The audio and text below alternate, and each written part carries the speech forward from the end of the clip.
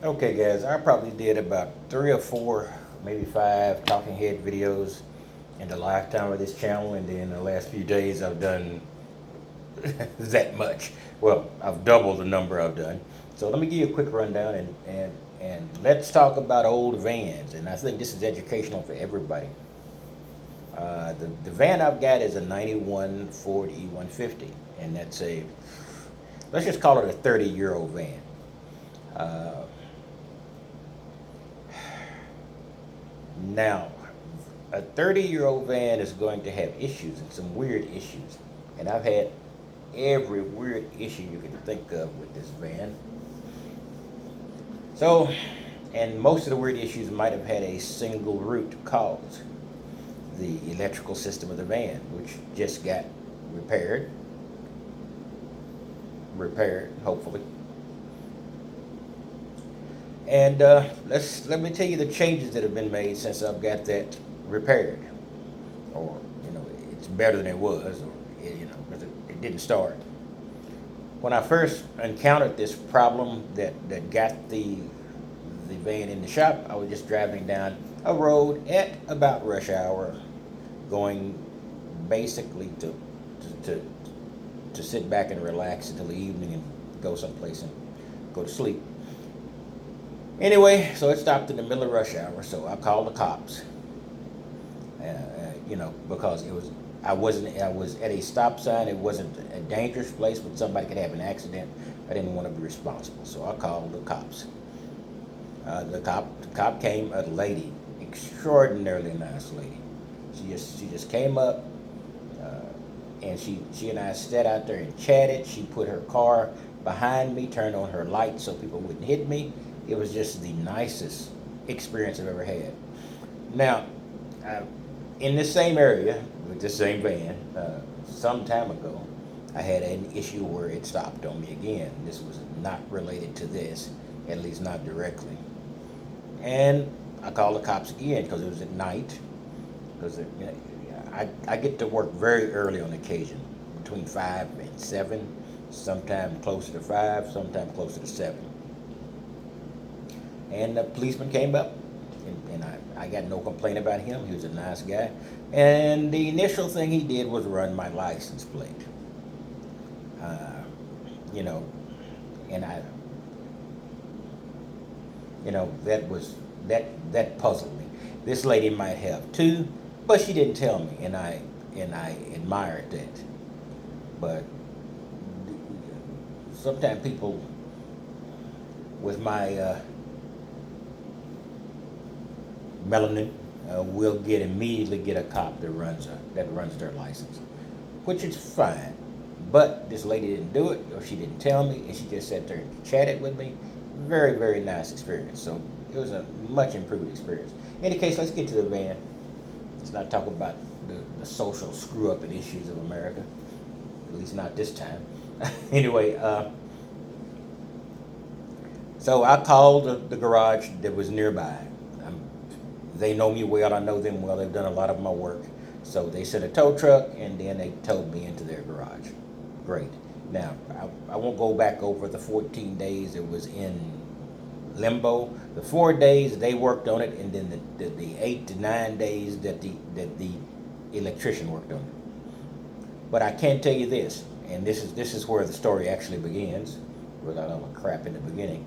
So I probably will put a little thing in and say, you want to jump to this, and you can get through the stuff at the beginning. In any case, when I got it back, it ran smoother.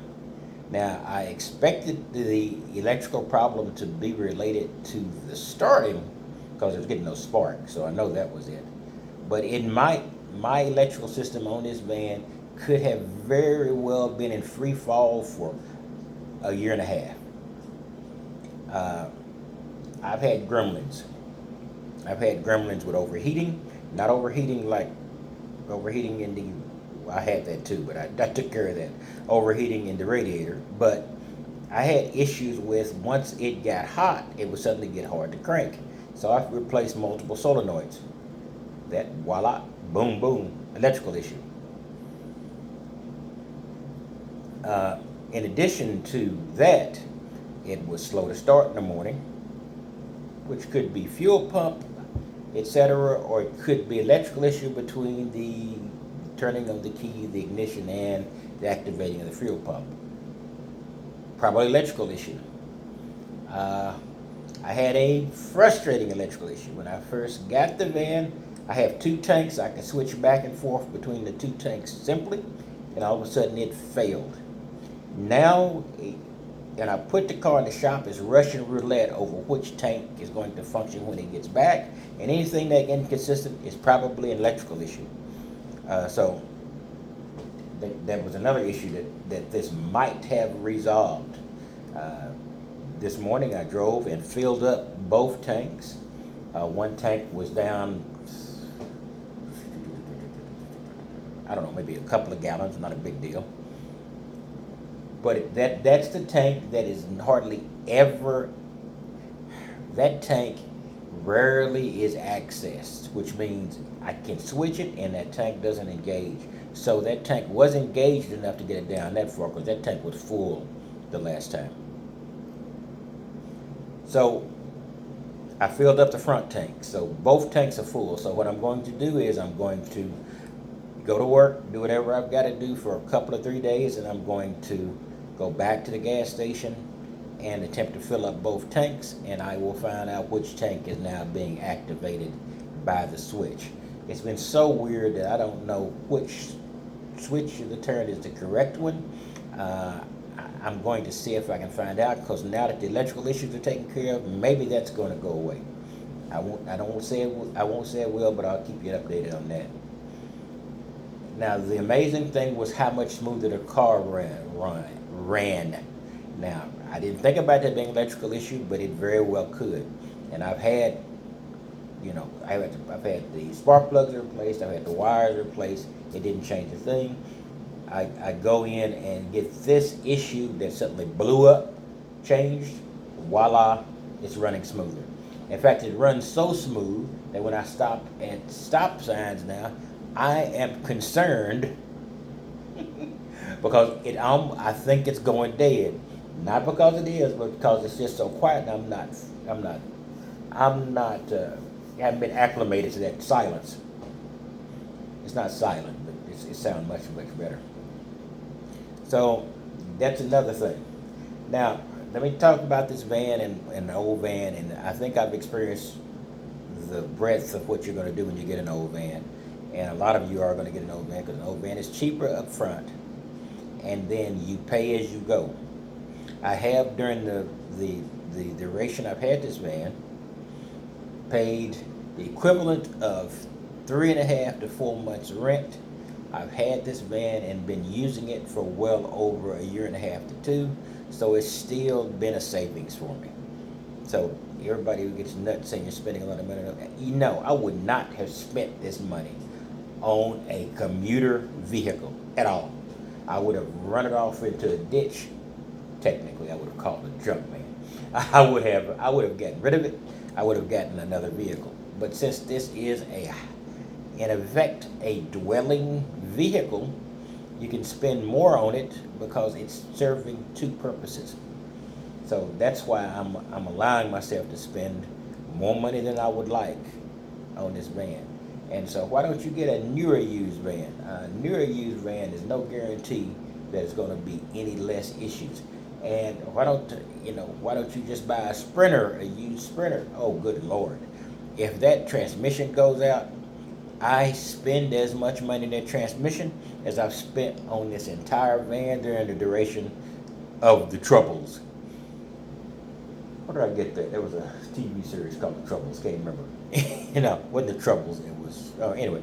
But, so that's what it is. And many people have said, no, this is going to be more and more problems. No, there won't be more and more problems. If you address each one of them, the problems will become less. Now, you could have other problems. My transmission is fine right now, so hopefully it's going to stand for a while. The engine is fine right now. Let's hope it's going to stand for a while. By the way, in the engine, I am going to do something myself. I'm going to replace the idle control valve, and that's something I can do myself. I'm reasonably confident in doing a lot of the mechanical things. I'm not reasonable with doing any of the electrical things because this car is the first generation where you have all its electrical components, all these relays, etc. If you're going to get an old car and you want to work on it yourself, get one prior to all this ODB1 and ODB2 stuff. Now you might have more issues, but you're going to have issues you can address, and it's going to save you a lot of money. And, you know, if this is 91, was a 71 maybe? Maybe, I'm not sure when the electronic rush hit. I don't know if it was in the early, I think it was in the mid to late 80s, so maybe an 81 would be all right.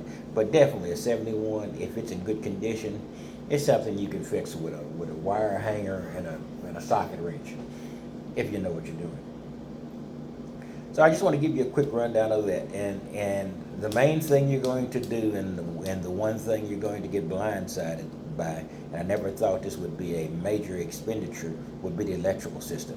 Now, when I looked into the over by the on the side by the battery, there were a lot of cables, and they were not buttoned down. They were not in place. These guys buttoned it down, made it look neat, and give me confidence in it. Whether that confidence is deserved, not only time will tell. All right, I'm not going to go. We're going a lot longer on this video than I wanted to. I'm probably going to cut some of the front off anyway. But I just want to give you a quick rundown. Old vans, the things you're going to have trouble with: suspension, expected. I had to have that addressed. Tires, potentially, if the tires haven't been recently replaced. The brakes, no doubt. I had to replace the front discs and rear drums. This is an old van, so I had to take care of both of those things. I still need to take care of the muffler / exhaust. That's nothing compared to what I've spent already. I'm just going to maybe next couple of months, just take care of that, because it's not loud, but I do want to get a new exhaust on that thing. That's about all. I just want to give you a quick rundown. So, just when you get your van, check the electrical system if you've got that expertise. I didn't. If you can check the engine, if you have the expertise, I had some of that, so I didn't get a bad engine. I didn't get anything that was sucking up oil or transmission fluid was burning. I took care of those issues. I've put pretty good maintenance on it. Expensive. Like I said, equivalent of 3 or 4 months of living in a apartment I've spent in here. But that's still 15-20% of the time that the van has not cost me anything beyond gas money. And since I am a regional, basically urban camper, I'm not driving across the state, so gas is not a huge expenditure for me on a monthly or weekly basis. All right, that's all I've got. I will talk to you later, and I'm going to show some of the van from the inside. I'm in the middle of a public parking lot right now. I just don't want to do all that, do the filming. I'll move it either to my work parking lot in the evenings, or I've got some private places I can pull it and take a look at the engine and stuff and give you a quick rundown. I'm going to, like I said, I do have to change that throttle control valve. I might show a little bit of that. In any case, that's all I've got. I'll talk to you later. You have a wonderful day, and my day is better. I'm poorer, but at least I have a way to get around right now. So I just need to stay together for a little while longer. I was still thinking about that shuttle bus idea, but that's something for next year, assuming I'm alive and assuming I'm still employed. Talk to you later.